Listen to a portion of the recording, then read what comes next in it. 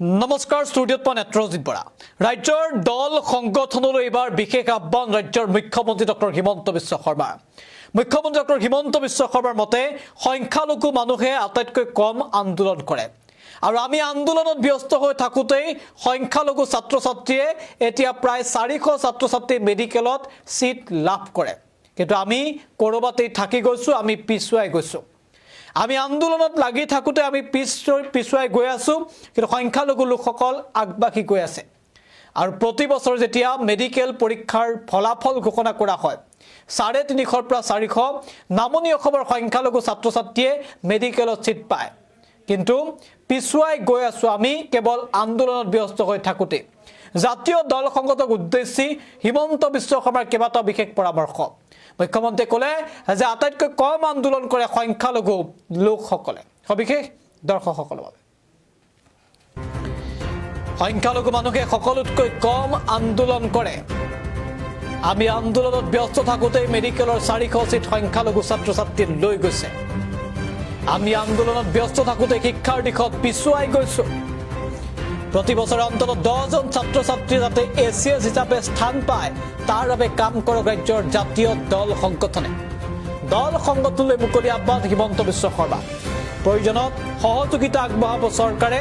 আৰু অসমৰ ছাত্ৰ ছাত্ৰীৰ ভৱিষ্যতৰ স্বাৰ্থত জাতীয় দল সংগঠনক কাম কৰিবলৈ পৰামৰ্শ হিমন্ত বিশ্ব শৰ্মাৰ আৰু পুনে এই মুহূৰ্তত মুখ্যমন্ত্ৰী ডক্টৰ শৰ্মাৰ কে বিশেষ ভাষণ আমি আগবঢ়াইছো আজি আমি অসমৰ প্ৰজন্মসমূহে আমি জাতিবিলাকে লাহে লাহে আমি শিক্ষাৰ দিশখনত পিছুৱাই গৈছো চাকৰিৰ দিশখনত পিছুৱাই গৈছো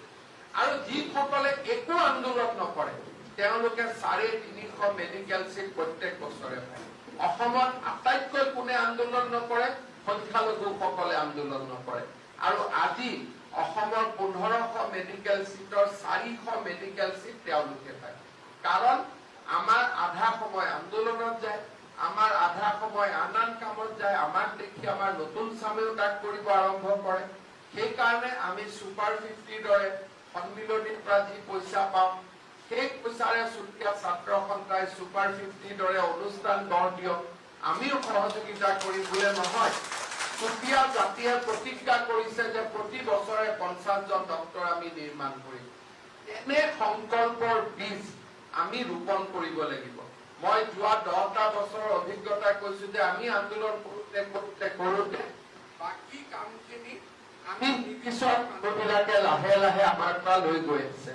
এইবাৰ যেতিয়া মেডিকেলৰ ৰিজাল্ট ওলাব মই প্ৰতিটো জাতি জনগোষ্ঠীকে ৰিজাল্ট চিটখন দিম যাতে আমি বুজি পাওঁ যে আমি ক'ত থিয় হৈ আছো আৰু আপোনালোকে যদি চাই মই এটাও মই ডাঙৰ কৰি কোৱা নাই 350 পৰা 400 মেডিকেল সিট অকল আজিৰ দিনত নামনি অসম আৰু মধ্য অসমৰ সংখ্যালঘু সম্প্ৰদায়ৰ ল'ৰা ছোৱালীয়ে লৈ গৈ আছে কাৰণ তেওঁলোকক বেকআপ দিবৰ কাৰণে আজমলৰ দৰে ডাঙৰ কোচিং চেণ্টাৰ খুলিছে আজমল হওক ইউএছডিএম হওক প্ৰায় 10টা কোচিং ইনষ্টিটিউট তেওঁলোকৰ ল'ৰা ছোৱালীক বেকআপ দিবৰ কাৰণে নিৰ্মাণ হৈছে আমাৰ ল'ৰা ছোৱালীক বেকআপ দিবৰ কাৰণে একো হোৱা নাই আমি আলোচনা কৰি আছো আমি চুক্তি কৰি আছো আমি 10 বছৰ এই কামবিলাক কৰি আছো কিন্তু মেডিকেলত পঢ়া ল'ৰাৰ সংখ্যা বঢ়া নাই ইঞ্জিনিয়াৰিঙত ল'ৰাৰ সংখ্যা বঢ়া নাই এছিএছত ল'ৰাৰ সংখ্যা বঢ়া নাই আৰু যেতিয়া একো নাবাঢ়ে তেতিয়া মুখ্যমন্ত্ৰীক আহি কম যে দুটা আমাক কোটা দি দিয়ক মই ভাবো যে তেনেকে হলে আমি জাতিটোৰ বৰ পীড়াখনো আমাৰ মাজৰ পৰা কোনোবাই লৈ যাব সেইকাৰণে আজিৰ এই অনুষ্ঠানত মই আহ্বান জনাম